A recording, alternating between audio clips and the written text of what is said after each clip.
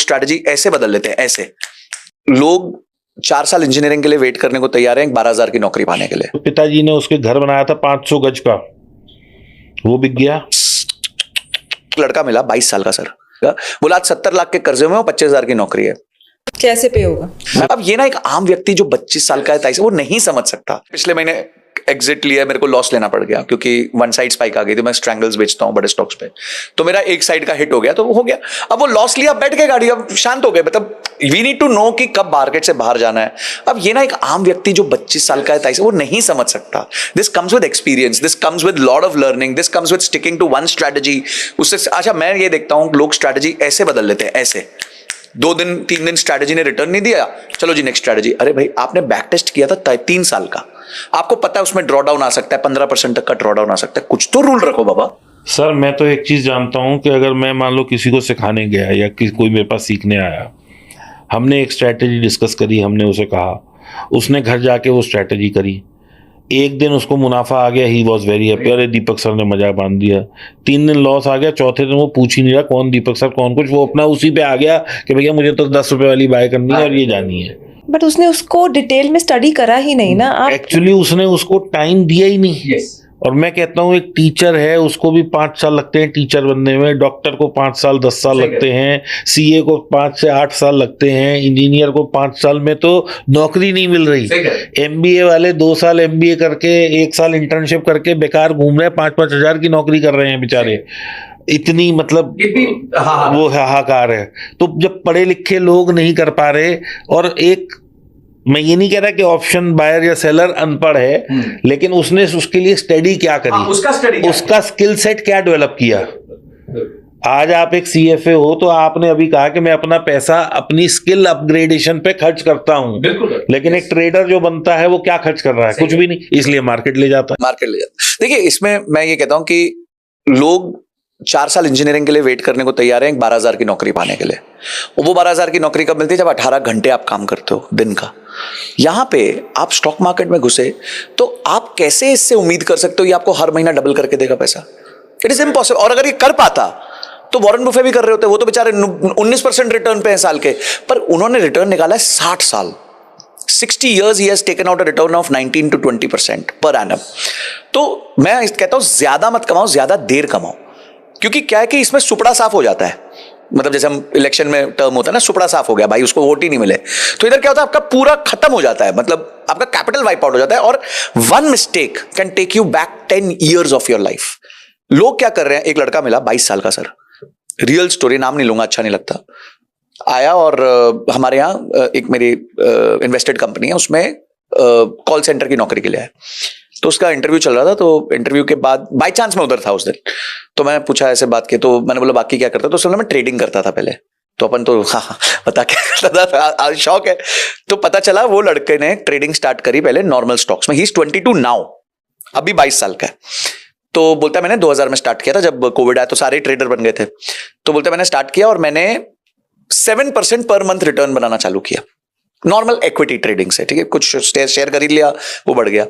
तो बोलता है जैसे अब मैं अपने दोस्तों को बताता था कि भाई मैं तो 7-8% कमा रहा हूं, तो सबने मेरे को पैसा देना चालू कर दिया। अब 7 देना चालू कर दिया, तो इसने पापा का इकट्ठा, दोस्त का इकट्ठा, सब किया, और अब इसके रिटर्न्स कम होके हो गए। बोलता है मेरे रिटर्न्स कम हो गए। बोले सर मेरे रिटर्न्स हो गए 3 से 4% पर मंथ, ये कम है क्योंकि उसका एंकर तो 7-8% था। तो बोलता है फिर मेरे को किसी मेरे दोस्त ने बोला कि अगर तेरे को वैसे ही 7-8% रिटर्न्स टाइप चाहिए तो तू ऑप्शंस ट्रेडिंग में चला जा। बस ब्लंडर यहीं से शुरू। तो वो ऑप्शंस ट्रेडिंग में आ गया। अच्छा ऑप्शंस में आ गया, तब तक उसने लोगों से 70 लाख रुपए जमा कर लिए। किसी ने 2 दे दिया, किसी ने 1 दे दिया, किसी ने, और भाई आया,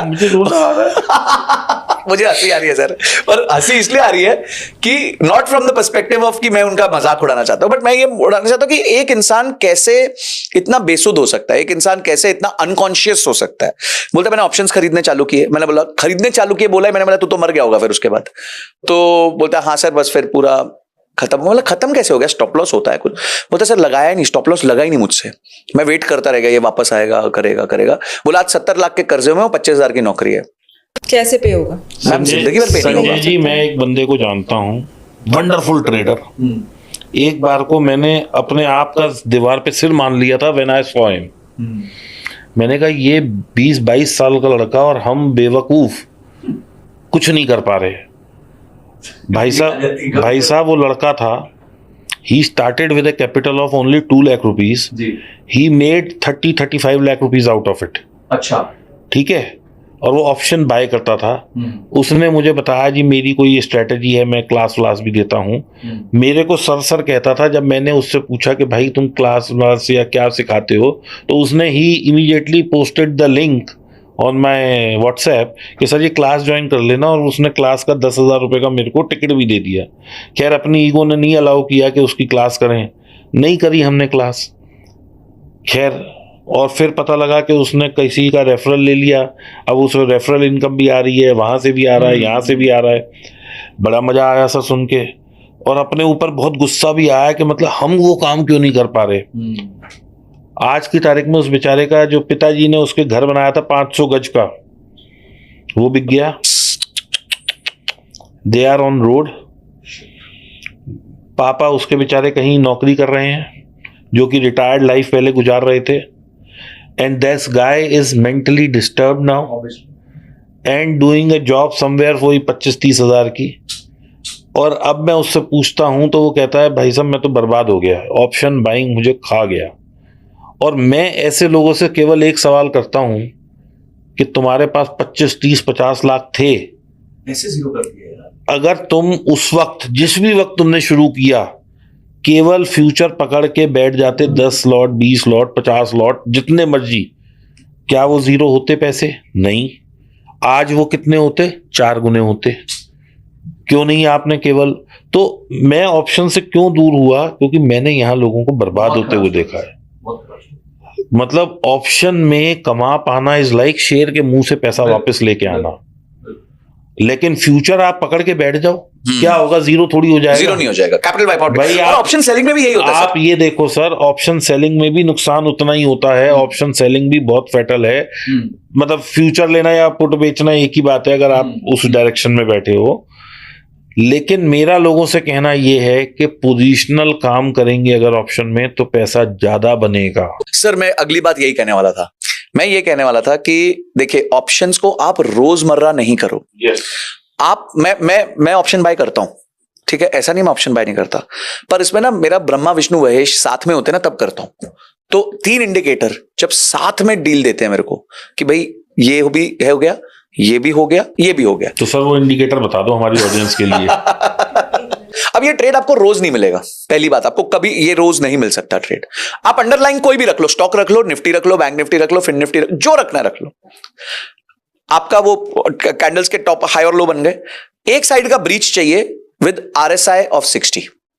एक साइड का ब्रीच चाहिए विद RSI, जैसे ब्रीच किया RSI 60 से ऊपर चाहिए, तब आप उस टाइम का कॉल खरीदो. उसमें एक ट्विक और भी है, यही स्ट्रैटेजी में मैंने भी करती हूँ.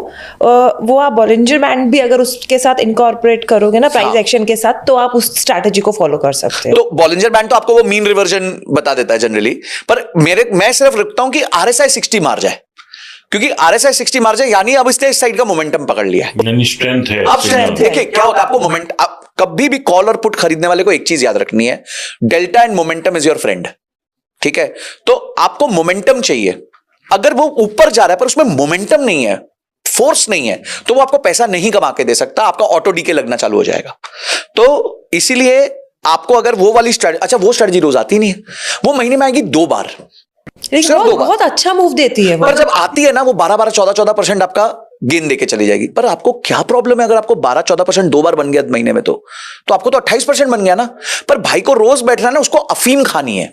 सर मैं थोड़ा रूड बोल रहा हूं, I am sorry if that he is there to consume that drug of pressing the button of buy and sell. He is not there to make money.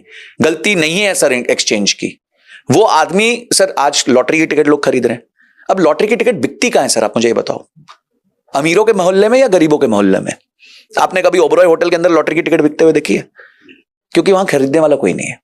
आप कहां देखोगे? जहां पे थोड़े कमजोर वर्ग के लोग, स्लम्स के, लोकल मार्केट, क्योंकि सर उनके लिए वो लॉटरी टिकट है कि भाई मैं 10 डालूंगा मेरे को करोड़ मिल जाएंगे. और आज अगर आप देखो कि लॉटरी की टिकट बेचने वाली जो कंपनीज हैं वो सबसे अमीर कंपनीज हैं.